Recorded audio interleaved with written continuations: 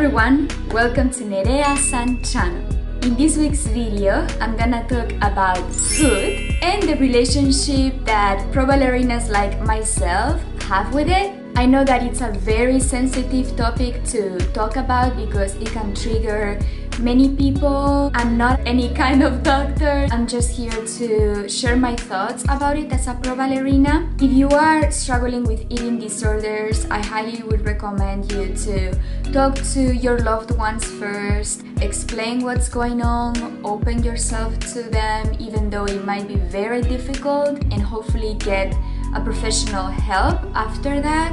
But before getting into the video, I wanted to introduce to you guys the brand new watch that I got from nordgreen.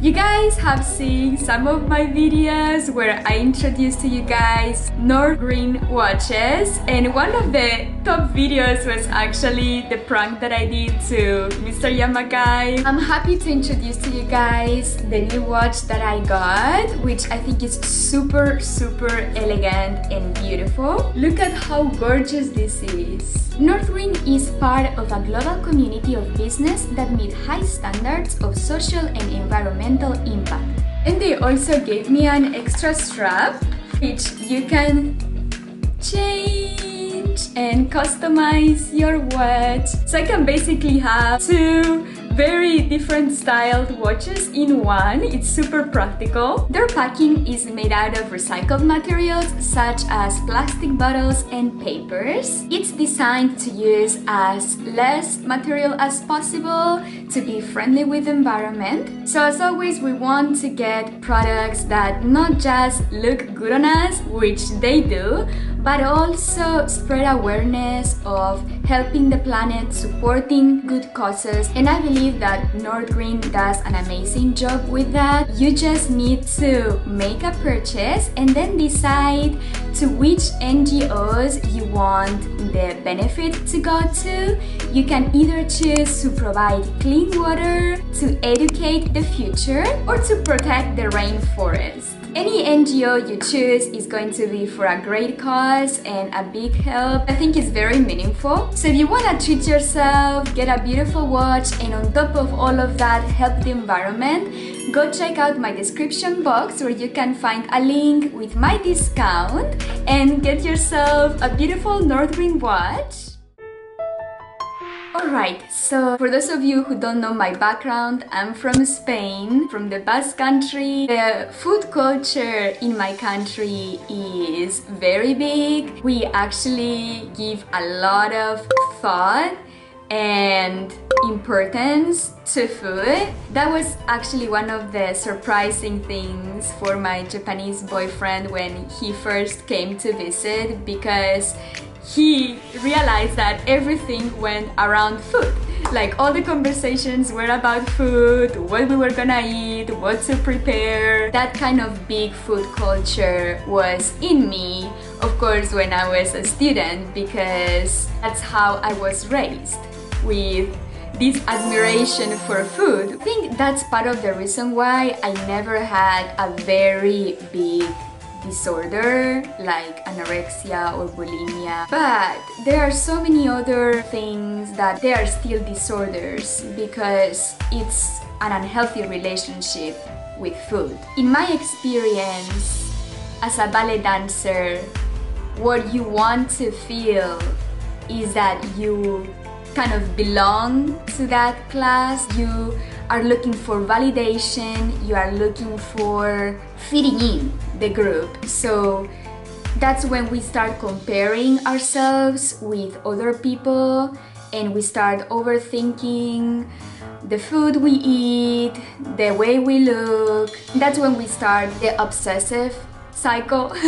I feel like I actually never fully talked to anybody about my experience. I always felt like because I never experienced a big disorder, that my little things were not even serious, or like nobody would care to know about. But I think that any kind of unhealthy relationship with food, it affects your body, it affects your mind, it affects the way you dance, and it needs to be managed. In my case, I would go through different periods during the year.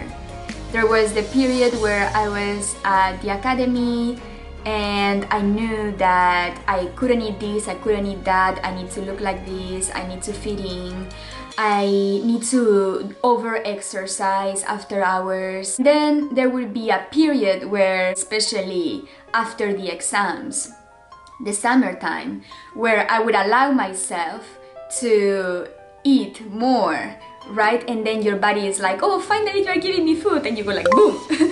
And then again the school year begins and you feel ashamed for what you've done to your body, basically like overeating, and you can feel how you get certain looks from people, but especially your teacher. There's that disappointing feeling you get, like you're disappointing your teacher, you're disappointing yourself. You reset the circle and you go like, okay, it's time to go back to what I used to do, which is restrain myself, overwork, and all of that. And that's the cycle I was in for many years. It's not good for you to don't eat as you need to and then overeat. You have to have a balanced, nutritious, healthy meal plan for yourself that is consistent and is steady. Of course, some days you're gonna eat more or less, but it shouldn't feel like I can't eat. That's probably one of the worst words that you can tell yourself, because when you restrain yourself, then it creates anxiety and stress, and the way you look at food, no matter if it's healthier or not, is still the same. With this fear and with this stress, I would be eating a meal, and in order to be full faster, I would drink a lot of water. Initially, I would just think, okay, let me drink more water than I eat food so I feel full. But what happened as a result of that is that as I was eating and drinking, I would essentially throw up food immediately. And there was a time where I had to carry a napkin with me because I couldn't control it. It was like a reflex. And I didn't do this on purpose. I thought, let me drink more water so I feel more full and I eat less. But it ended up creating an impulse that I couldn't control. I created that system in my body that I couldn't stop until I, slowly stopped drinking as much water when I'm eating. Something else that I would do is eat a lot of gum. The more gum I ate, less I ate. And I think that also caused some kind of bad cycle within my body, because I was constantly chewing, sending the message to my body that I was eating, and then I was like having fluids and like irritation and all of that. I feel like I need to take little breaks in between. It's really hard to talk about it and to share all of these. I'm kind of sweating right now. There were also some pills that we would take to go to the bathroom, like laxatives, and I knew that this wasn't good. This wasn't like the water thing that I didn't even realize that I was doing that to myself. I knew that by taking that pill, I was damaging my body. But in order to get the extra result that I wanted, that's what everybody was doing. So I decided to do that. At that time, I was willing to, let's say, hurt my body in order to achieve the result. I knew that I would do that probably like twice, or when I really needed to do it, like before they weighed us before the exam, in a very specific circumstance. I wasn't gonna do that the whole year. What I thought was that once you are done with the school years, company life is going to be very different, because I thought that we were gonna work more, performances, busy, people wouldn't be so strict about how you look. But I think that's kind of like an escape mechanism, always to hope that, the next thing is gonna be better. The next thing is gonna be better, and you're not fixing yourself right now. You're not taking a moment to think, okay, let me fix myself, because if I don't fix me now, I'm gonna carry those issues the rest of my life. So when I joined the company in New York, that's when I got my period when I was 19 years old, as you guys know, very late. And that was also a concern. Ballet dancers and gymnasts are known for getting their periods very late due to the physical activity, the food limitations. So I decided to stop my cycle of overthinking, and I thought it would be easier having a different environment, having a different job in America, but things don't disappear as easily. And even I can say today, there are still some moments that can trigger your past, and your obsession can always come back.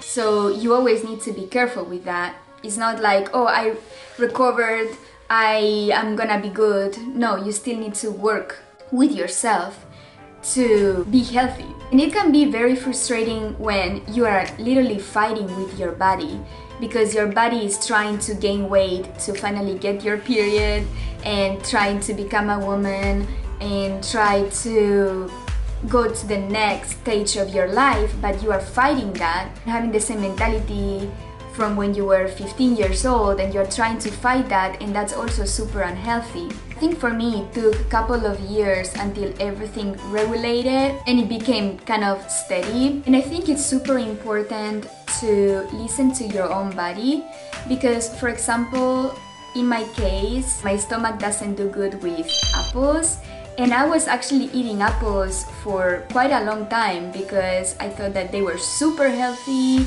They are not going to make me gain weight. Apples are very healthy food that many other people eat and they have no problems with that. But I was trying to follow that idea, but for me, for my stomach, it wasn't good, because I would get like so many stomach pains and just discomfort. Just because some foods are healthy and many people eat it to have a balanced, healthy diet, that doesn't mean that they are gonna work for you. So some people may work better with more carbs, some people may work better with healthy fats. So again, I don't really like following a diet or strict plan that somebody recommends just without having knowledge of our bodies, because you can also harm yourself by trying to follow that and to stick with that. I feel like we always hope to get the magical list of things that we need to eat in order to stay fit, but that's actually way more complicated than that, because you need to listen to yourself, maybe go to a nutritionist and make a specific plan for yourself. That's why I do share some what I eat in a day videos, but I had my concerns about those videos as well, because I don't want you guys to think that because Nerea-san eats this, I need to eat this. No, I just share with you guys what I eat because maybe for some people it's going to work. You can try it out and see, oh, this works or not, but don't think, okay, this is the only way. There are many ways for you to feel healthy, to be in physical condition that you want. Besides finding the best foods that work for you, you also need to find ways not to stress about yourself. In my case, I stopped weighing myself because that's something that really got me messed up. Our weight, of course, is important, but it depends on so many different factors, not just fat. It would be very triggering to weigh myself and see that even though I ate less than the day before and I exercised twice as I did the previous day, I actually gained weight. And that would be super stressful and damaging for my brain. Sometimes the scale even breaks and you don't see the number changing, and it's because the scale is broken, or because you didn't go to the bathroom that day, or because your body is accumulating more water. So that's something that I stopped doing for myself. The last thing that I'm going to address in this video that is also related to our relationship with food is that most of the times when I was a student and a professional ballet dancer, I felt guilty for eating. And eating is one of the most vital things that as humans we need to do. And if you feel guilty for eating, that's a big concern because you need to feel grateful and appreciate what you eat, because what you eat is going to reflect on your health. Not just skinny or fat, but we are talking about healthy or unhealthy. If you are putting negative thoughts while you are eating, you are basically damaging yourself, not just mentally, but also you are sending negative thoughts and emotions to your body while you eat, and you are creating this really bad relationship, not just with food, but with yourself. As an exercise, something that I do is to be grateful for the food that I'm eating and think about all the positive things that the food is helping me achieve.